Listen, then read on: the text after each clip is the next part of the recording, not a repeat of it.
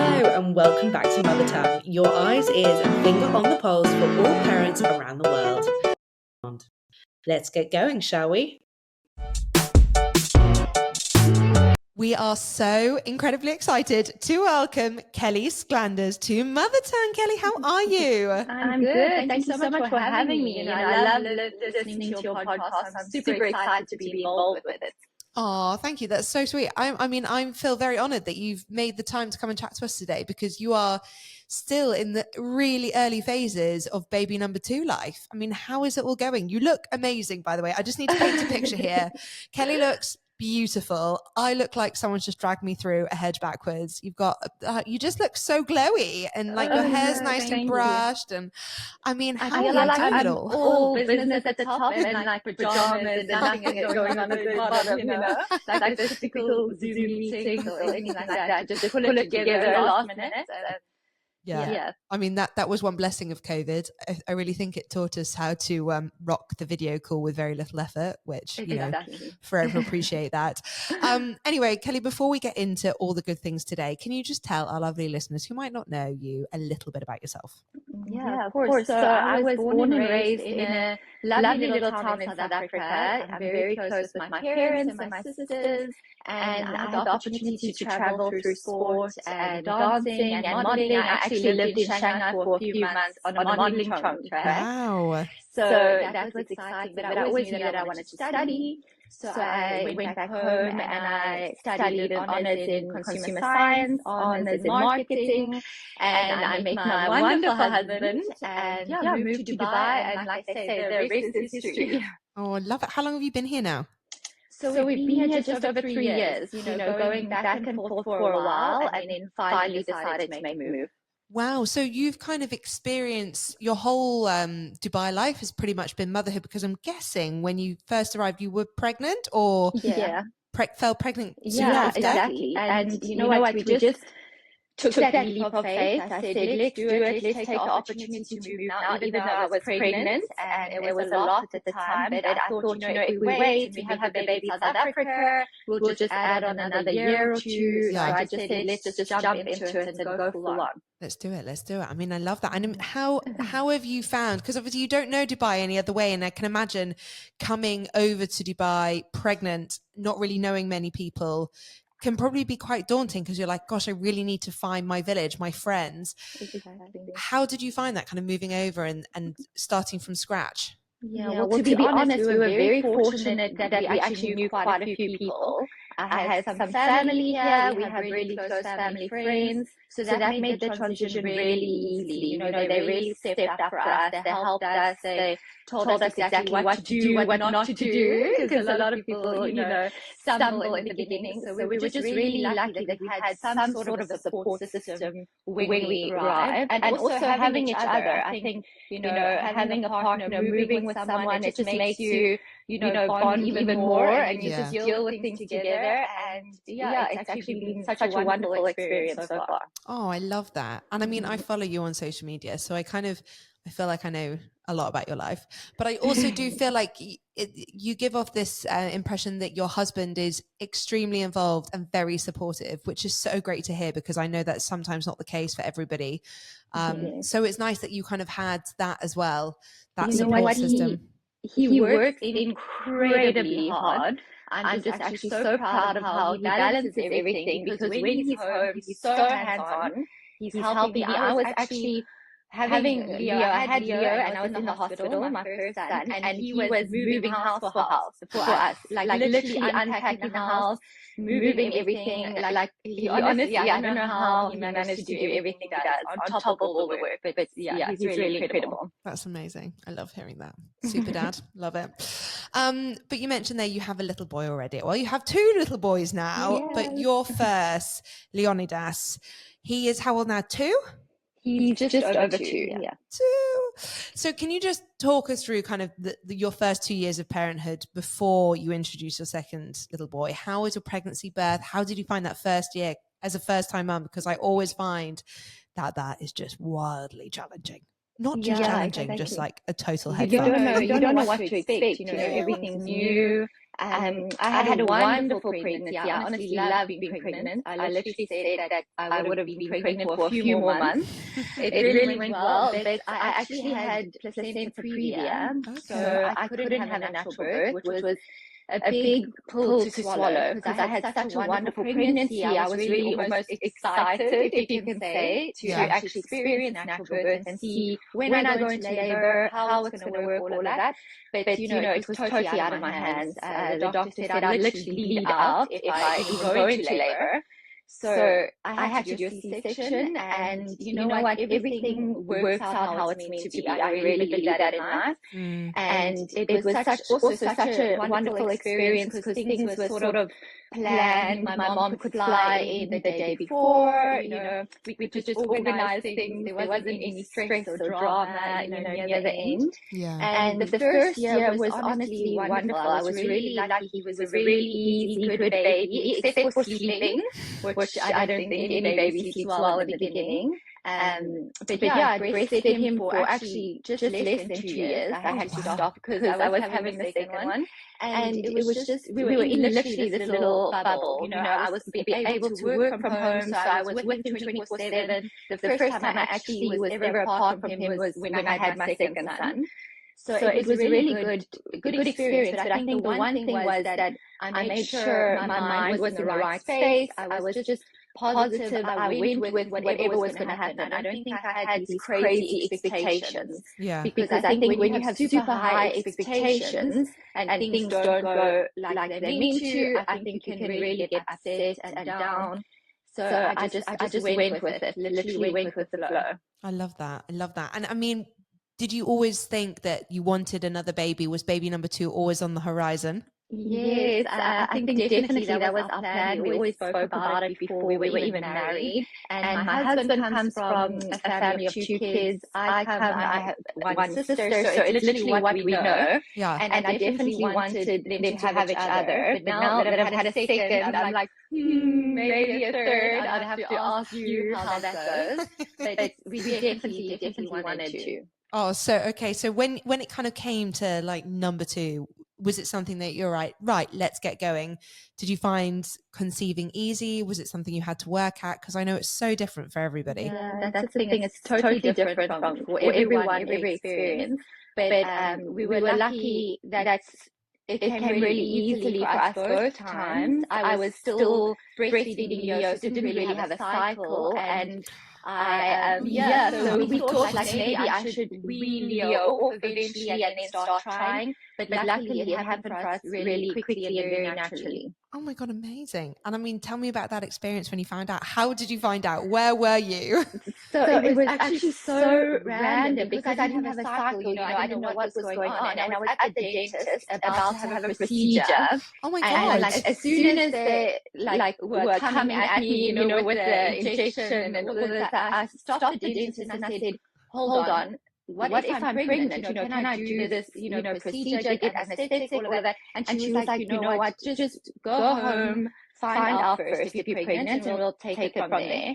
And I just went home, I did a test, and then it was positive. Stop it. It was just so random. Oh my God, so it was almost like your body was like, stop, no, get away from me. Exactly that. It was literally this weird feeling. I was just like, hold on, wait, I could be pregnant, let's check. Oh my, so had you been feeling anything out of the ordinary at this point, or like totally normal, but your body was just like, don't come at me with a needle? Yeah, totally normal. When I found out then it was really early. But I think when you have a toddler at that stage, you're super busy, there's so much happening. I didn't really feel severe symptoms at that stage. They definitely hit me. But it was just like this almost motherly instinct, like hold on, something's up here. Wow. And then was your husband around when you did the test, or then did you get to break the news to him after? No, honestly, I think I'm such an impatient person when it comes to that. I want to know everything as soon as possible. So I literally went home. I ordered a test. Luckily in Dubai, you get everything delivered really quickly. Yeah. I took the test and it was positive. And I didn't even wait for him to get home. I think I called him and I was like, oh my gosh. were pregnant, the first time you find out you're pregnant, you do like a cute little gift for the dad, Sure. and like a whole big surprise. And the second time you're like, oh my word, we're pregnant, yay. Yeah, I mean, you wait till you get to round 3. I think my husband was in denial about it for a little bit, and I called him on the school run with the kids in the back of the car, and I was like, "Yeah, by the way, I'm pregnant." He was like, "Oh God!" So yeah, you wait. Third time, it's really romantic, really romantic. But I remember second time round when I found out I was pregnant with Isla. I remember feeling incredibly excited, but then at the same time, I felt this like pang of guilt for Rafa because he was still so young and so dependent on me. And it sounds like it was very similar for you. You know, you spend so much time with this firstborn and you put so much love, effort and energy into them. And you're like, oh my God, I really want to grow my family, but I'm also terrified that I won't feel the same love as I do for this current child. I mean, tell me more about the emotions that you initially felt when you went into this.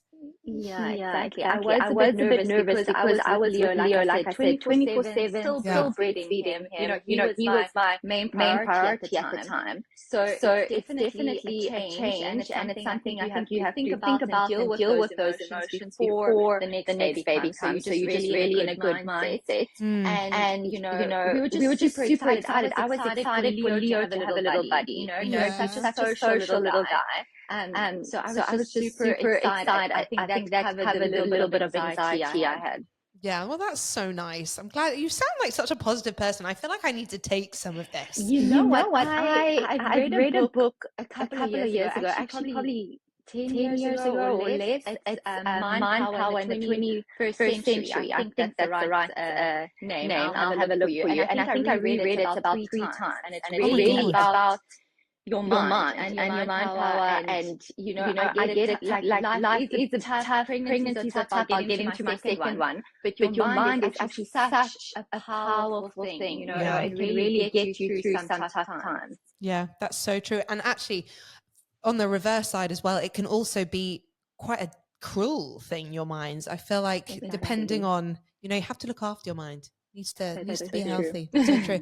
Please show me this book. I will link it in the show notes and probably then end up ordering it for myself. But yeah, tell me about the pregnancy. So first trimester, I mean, this one for me has been absolutely wild. I mean, I won't bore everyone with my tales again because I feel like all anyone's heard for the last 20 weeks is how sick and horrible I felt.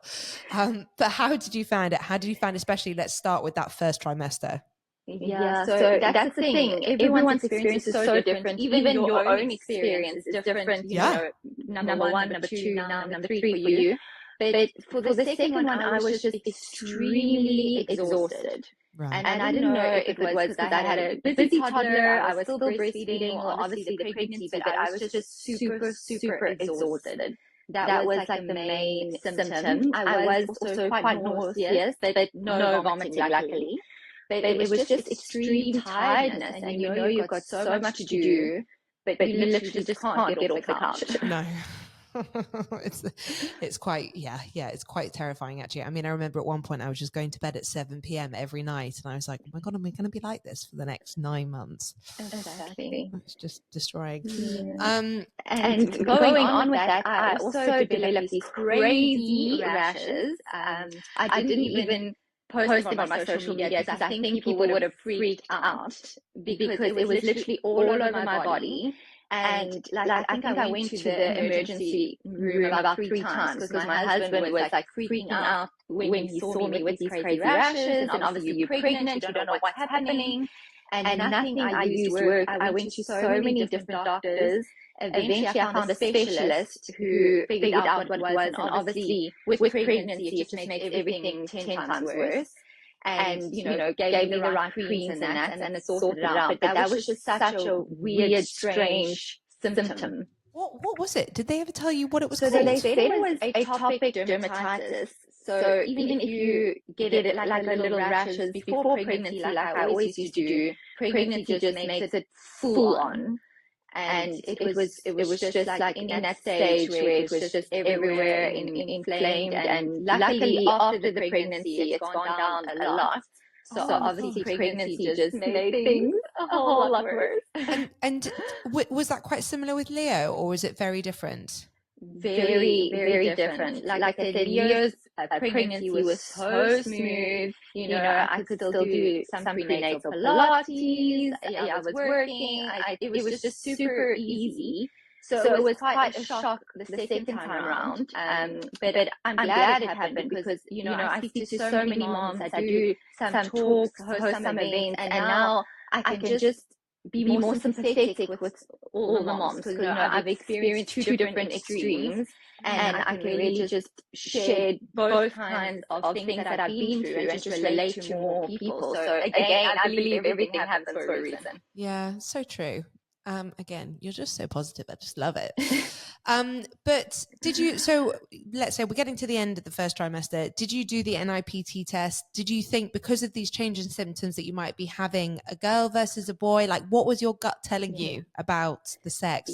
Everyone thought that I was having a girl because I just had such a different pregnancy, Yeah. And but in my heart, I think I knew it was a boy, and I really wanted another boy because I love being a boy mom.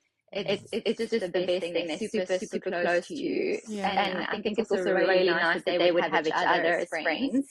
So we did all the tests that you could do, check on things, and we actually found out that I had single umbilical artery. Oh my so gosh. the first pregnancy I had placenta previa, and now I had another, if you can say, complication, the second pregnancy. And that actually led to having the baby a bit early, and he was low birth weight. And this was just like another challenge for me to go through. I'm still going through it now because he's only 2 months, and we're really working on getting his weight up. But it was just super stressful because it's almost like the unknown. They warned me at the end, he might have to go into the NICU, all these things, and it was really emotional.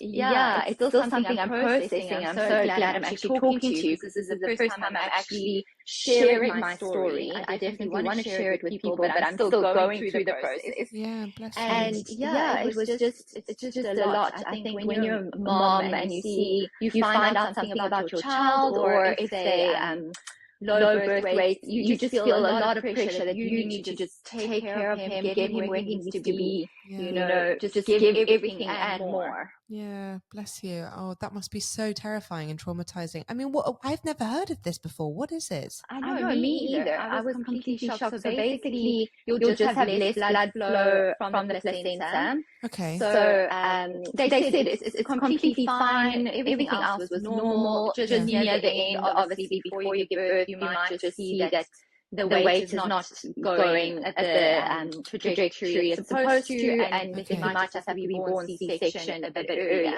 So I had to have a second C-section. And he was born really low, 2.2. Oh, bless him. And he had to go to the NICU, but only for 2 hours, because I think that was my biggest fear. Like, I was never separated from Leo for 2 years. I just couldn't imagine being separated from this little baby. And they literally gave me a room next to the NICU. He was only in the NICU for 2 hours. My husband was with him. And they brought him straight back to me because all his vitals were really good, and he was doing well. So we just also had a really good team, doctors, hospital, all of that. Really grateful for that. That's amazing. And I mean, I don't want to get to the end of the story before we've kind of gone through the middle, but when did you end up having to deliver? How many weeks? So that's another thing, because I didn't have a cycle or anything. They were taking how far along I was, obviously, on measurements. Oh but they were, thinking I was kind of between 36 and 38. Okay. Which isn't bad, but because of the single umbilical artery, he was low birth weight. Oh, bless him. Oh, but he's super strong, and I mean, he looks like he's growing, and he's so sweet. I've seen him on social media. It's adorable. He loves breastfeeding. Luckily, that's going well. I'm giving him top-ups in between. He's such a special little guy, and I know that he's a fighter, and soon he'll be nice and chubby, but it's obviously something that always plays on your mind as a mother, and you always just want them to be okay. Yeah, I mean, those first few months are just so daunting in itself without any additional complications to add to it. But well done you. I mean, you're nearly through. Fourth trimester is nearly done, and hopefully things will be a little bit smoother from then on up. But you mentioned then that you had an amazing support system. So I'd like to just tap into that quickly. Do you mind telling me who your doctor was and where you delivered? Yes, so Dr. Elsa, she's got her own private clinic in Healthcare City. And because I was pregnant when I came with Leo, I got advice from my cousin who lives here, and she said she delivered with Dr. Elsa, both the babies go to her, and I just loved her straight away. She was, really sympathetic, but also straight to the point, tells you like what you need to hear. She's got a lovely little clinic with staff, and she gives birth at Mediclinic City. So I went there, and that was such an incredible experience. I don't know if it's because I'm coming from South Africa, but it was literally like a hotel. They gave us a high tea, they gave us a cake. It was just super nice. That's why I was actually so excited to go back there for the second one. Yeah, do you know what? I had my first at Mediclinic Parkview, and I had my second at King's. And I mean, they were both, to be fair, by like everyday standards, incredible experiences. But there's something about Mediclinic. I mean, it's like checking into a hotel, like you said. Definitely. I mean, the whole thing was just great. And I love the fact that I could still order delivery and someone would bring sushi to my room. I had to, because my husband's so funny. He was like eating all my food at one stage in the hospital, so I was getting in that delivery like every day. Yeah, I mean, it's the best. And they have in Parkview, they have a Starbucks downstairs, and I would just literally be like, "Hi, can you please bring me coffee?" At all hours, which was just really the dream. And then during your pregnancy, obviously, like second time round, I feel instead of like first time round where you literally are starting from scratch, second time round, it's like a refresher course, isn't it? It's like, how can I be better prepared for this birth or this kind of next stage of life? Were there any classes that you did? Did you have a doula? Were there any resources that really helped you on your journey through this pregnancy? Yeah, so one app that I used for first and second was Ovia. And I loved it because it literally goes with you at the stage of your pregnancy. It gives you insights, like little articles, maybe some recipes, just like a lot of information, even of what your baby should be growing like, should be, at what size. And it was just a really great app, a really great resource that I use, because I feel like there's a lot out there. People say Dr. Google, and there's so many opinions, there's a lot of things, but I just tried to minimize, what I was listening to or where I was going for as a reference. So I did read one or two books and, follow some people, but I really just found this app really to the point and really nice to go into like every day or every week to see what's happening at that stage of the pregnancy. Oh, I love that. I will definitely be linking that as well, because I've never heard of that before. Never. Via pregnancy. Via pregnancy. And I think they actually have a via parenting. So obviously once you've given birth, then it tracks your child as well. I love that. And what about products? I love talking about products, because I feel like you never need products as much as you do when you're pregnant and in that kind of like first year of motherhood. I genuinely think that is the time where everybody really bulks in the products. So were there any products that like really helped you?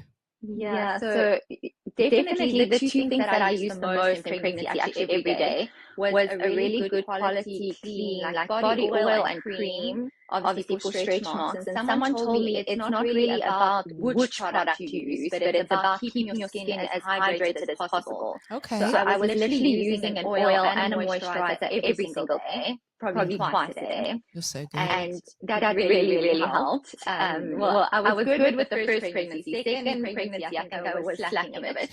And the next thing you'll probably laugh is, like I felt like a little granny, those tablet holders that's got the days of the week.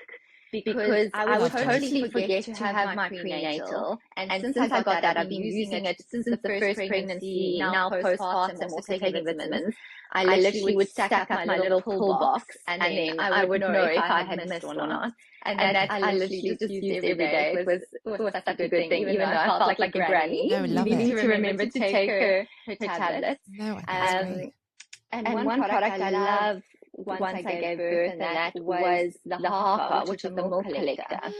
That was just amazing for me. I'm such an advocate of it. I filled up my freezer full of milk, literally just with that haka and no pump. That's great. There's just so many products, but what I did for pregnancy and also giving birth was I didn't stock up on every product everyone recommends. Because you land up having so much stuff, so overwhelmed. Yeah. So I literally got basics, and luckily, like I said, in Dubai, especially where you can get things delivered the same day or next day, and you realize, okay, I need this, I need more of that. You can literally get it as you need, but definitely don't overstock on every item. I know it's so easy to just buy whatever everyone tells you, but I felt like just being more minimalistic was actually way better. I totally agree with that. I feel like first time round, I had everything. I also had like 50 milk bottles, which I remember he wouldn't take any milk bottles. So I ended up literally having a bottle shop, and I was like, you are ridiculous, Marianne. But it's so true. Leo didn't take a bottle or a dummy at all. So I think I tried once with a bottle. He didn't take it. I was like, that's okay. But luckily, baby Aristotle does take a bottle because I have to give him some breast milk top-ups in between. So I thought, let me get him used to it early on. Well done. Because otherwise they won't take it. No, so true. It's so true. That was the biggest piece of advice someone gave me. Get them on the bottle sooner rather than later, because they always prefer the boob. Always. But they'll still take a bottle. I know, exactly. So true. That option. I think especially with your second one, you kind of need to be a little bit hands-free and give the first one attention when they need it. You do need that option. Yeah, for sure. I mean, that's part of the reason I combi fed Isla for that exact reason, because I was like, I just cannot sit here and breastfeed you for hours. I'm so sorry. Yeah. And that's again comes with the mom guilt. I did that for Leo. Literally, he was only breastfed. So for me to actually just realized that I need to do combination feeding with the breast milk in a bottle. It was also something new and something to just come to terms with, but it actually makes everything so much better. And you can really just give of yourself more to your toddler, to your baby when he needs it. And I think definitely what I realized second time around is, you can accept help, you can accept assistance. Because I think the first time I thought I was invincible, exclusively breastfeeding, didn't have like a help at home, and I was just doing everything. And the second time around, I really realized now that it's okay if you have to give a bottle with breast milk. It's okay if you have to use a pacifier. It's okay if you need help at home. And it actually just makes you like happier and have more time, and you can just give so much more to your family. It's so true. It's so true. And I mean, the hacker is again something that I absolutely love. That is such a great product tip. And what about like pregnancy pillows and stuff like that? Did you buy into that kind of stuff at all? So to be honest, I think my husband loved my pregnancy pillow more than I did. Like I remember at one time I walked into the room and he was like cuddling the pregnancy pillow. I was like, okay, you clearly enjoy it more than I do. But I only found a really good one. I think it's BB Hug or something. Yes, the BB Hug Me. I only got it, they sent it to me at the end of my second pregnancy, and I was like, oh no, where have you been all my life? Where have you been all my life? Exactly. I absolutely love it. Yeah, so before the pregnancy pillow, I have hardly used it because it wasn't great. And now I found that great one. That's definitely one, if someone's looking for a pregnancy pillow, I definitely recommend that. Yeah. I totally agree. And then just coming back to the moisturizing and the stretch marks, did you get any stretch marks, or were you totally fine? Not on my stomach, luckily. To be honest, with both babies, I wasn't really huge because they weren't huge babies. I had like a little bit of stretch marks, on the side and my leg, but I think really minimal because I was just obsessed with moisturizing. Well done, you. And but I think it's inevitable. You'll get stretch marks somewhere, and it's okay. It's totally normal, and it's just part of life, and it actually just shows you. It's the same with the C-section scar. It just shows you that you've done this wonderful thing. You brought like life into the world, and it's just a little reminder. Yeah, that's so true. And actually, do you know what? I think I got more stretch marks when I was a teenager than I did during pregnancy, bizarrely. But again, with the other two, I was really vigorous with the oil this time round I've been a bit shit, so fingers crossed. Fingers crossed everything's okay. But then moving on to birth, preparing for birth, obviously you were looking down the road at a C-section again, but a planned C-section. So for other people who are kind of going into a planned C-section, what really helped you prepare for that? And what things did you have in place already at home, knowing that on the other side, you might need a little bit more assistance because your mobility might be a bit more of a struggle? Yeah. So that was what I was really nervous about. Like I thought I wouldn't be able to walk or do anything for weeks. But again, your mind is very powerful. And I said, I'm going to do this, I'm going to recover really well. And after I jumping the gun here, but after the C-section, I tried to stand up and be mobile as soon as possible. Because I think that really helped, getting the blood flowing and all of that. Not doing anything crazy, but just being able to stand up and take a few steps. I think that really helped, because by the next day I was showering and able to walk a bit more. But the first thing I did was a hospital tour. I think it's really good to see where you're going to be, ask those questions, just be more familiar with the place that you're going to give birth. And with the C-section, I actually really enjoyed watching YouTube videos and listening to people's experiences, their tips. I think the best way to learn things is to talk to people and ask their advice, that we're doing here. And with the C-section, I still wanted to have like a birth plan. I still wanted it to be like a soft C-section, they call it, where you can actually watch your baby getting pulled out. You can get your baby as soon as possible. And that was really important to me. Like I wanted to have that skin to skin. And I voiced my, concerns or my wants. And I think that's very important with C-section, because sometimes you might feel like your birth wish got taken away from you because you have to do a C-section, but you can still do things you want to do. Like I said, I asked them to bring the baby to me as soon as possible, and they lay him on my chest for a few minutes, and then they obviously had to do the important checks. That's so nice. I love that. And what about like birth playlists and all that kind of stuff? Did you have a birth playlist? Did you have a doula? No, I didn't have a doula or anything like that. Because I had to do C-section and, it was very planned and everything. I thought I didn't really need one. And I had so much support, from my husband, from my doctor. And my doctor loves dancing, loves music. So she actually played music during the whole procedure. And it was just so nice. It was such a good vibe, if you can say that. We had music playing. It was really just relaxing and calming, and it turned out well. But one thing I would say is definitely voice your opinion, voice what you would like as much as you can, because you only get, 1 or 2, 3 births in your life, and you want it to be like how you want it. You don't want it to be, you feel like you're being robbed of the experience you want. For sure. And I mean, in terms of this experiences with the both C-sections, were they both quite similar? Was the recovery different between the two? Yeah, so they're actually very similar. The procedure went well. Obviously, with the second one, I was just so focused on the baby. Is he going to be okay? Like you don't even think about yourself. You don't even think that you just had a surgery. You're just so focused on your baby.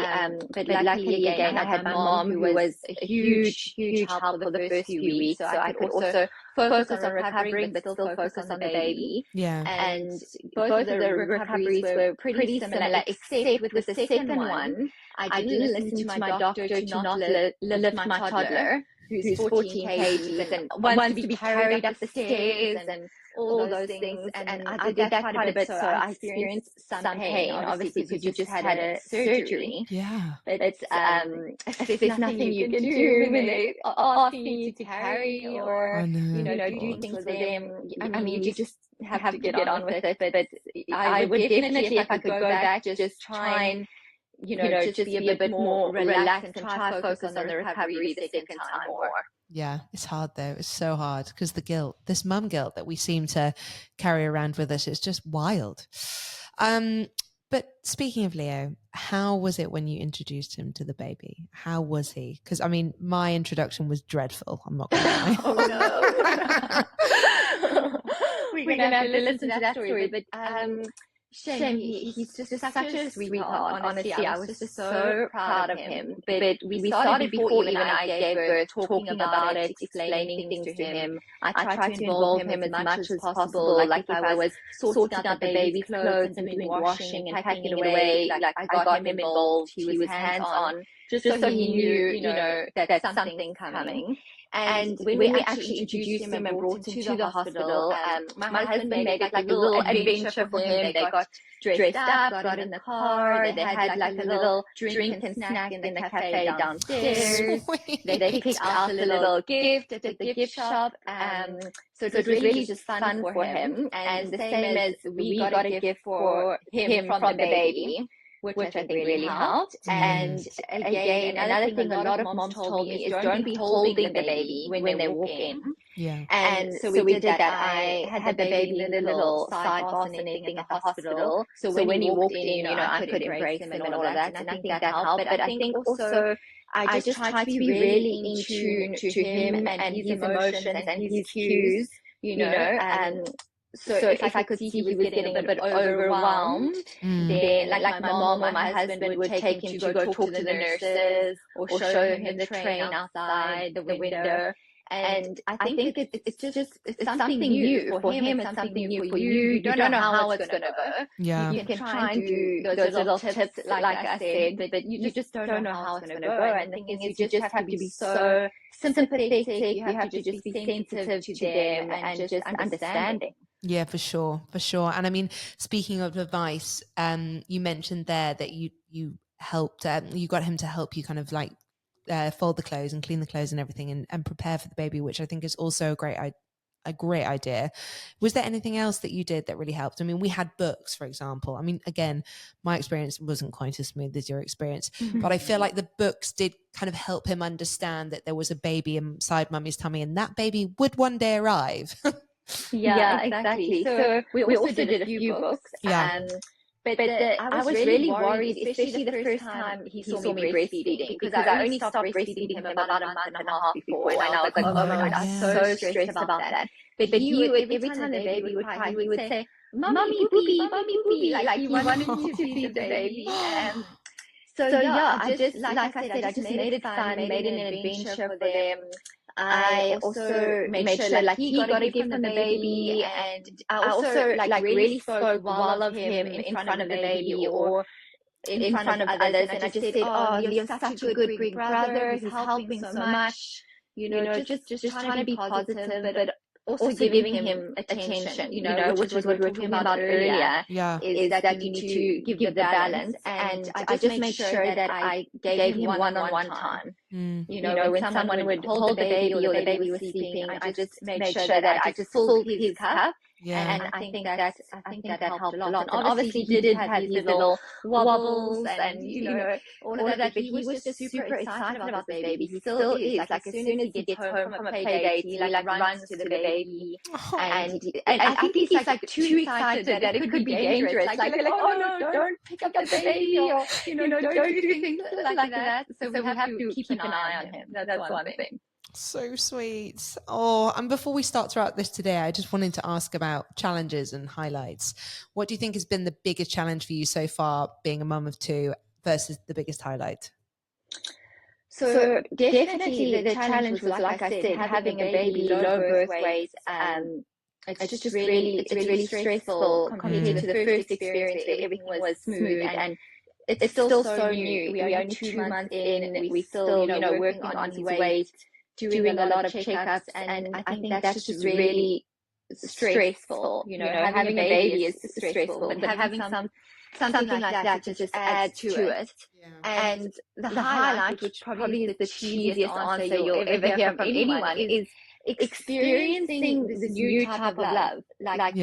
It's just you can't explain it to someone if you haven't experienced it, but it's almost like a primal, instinctive kind of love. It's so different that you have for your partner or your parents. It's just incredible, to be honest. It is. You're so right. It is like a love like you've never experienced before, isn't it? It's the best. It is the best. Final thing before we come on to tips and products. Speaking of products, had there been products that you've not used again this time round, that you bought first time round, that you don't recommend, you know, that you basically don't need? Has there been anything that's been like knocked off the shelf? Bye-bye. See ya. Yeah, to be honest, like I said, I think I kept things so minimalistic, and I bought things as I needed them, that I don't think there's anything I really regret. You know, I don't think I bought any trendy things or things like that. I just bought things that I really felt that I needed. And well, with the first one, obviously, all the dummies, all the bottles were a complete waste. But the second one, luckily, he uses that. But yeah, I think the main thing is to just be very thoughtful with what you're buying. Like wait and see if you actually do need things, and then get that. Yeah, that is a very good tip, to be fair, because I'm one who likes to be overly organized, but in this case, it doesn't always help to be overly organized. It actually is probably a hindrance, because then your house just ends up filled with stuff and crap that you don't need. Exactly. Anyway, before we round up today, tips and products. If you were to leave us with one tip and one product based on our conversation all about motherhood, what would they be? So tips is definitely to try and be as open-minded as possible. That's for pregnancy and birth and motherhood, because it's probably not going to go as you planned. But if you're just trying to be positive or open-minded about things, you'll see that everything happens for a reason and happens how it's meant to be. And products, I talk about so many products on my page. Like if you go and look at my highlights, you can really see what you like. But one thing that I used as soon as I gave birth was a white noise machine. I used it in the hospital. My baby's still using that now. That's also such a great product. And I've told people to take it to the hospital, and they said, you know what, we didn't think of that. And it was such a good idea, you know, because hospitals are crazy, noisy, and it just gets them used to that white noise from then. Oh, I love that. That's a great idea. I'll be definitely packing that in my hospital bag this time.